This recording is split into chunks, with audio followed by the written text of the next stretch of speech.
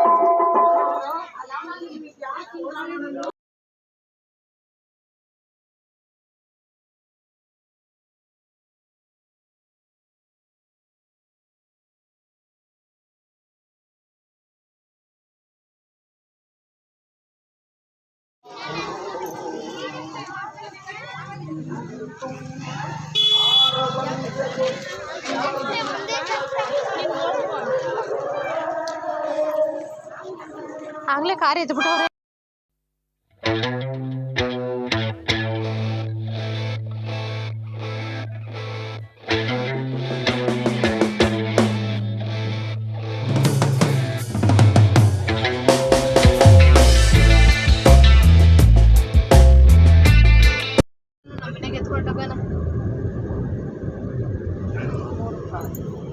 ಅಣ್ಣ ಪೋವು ಅಂತನಂತೆ.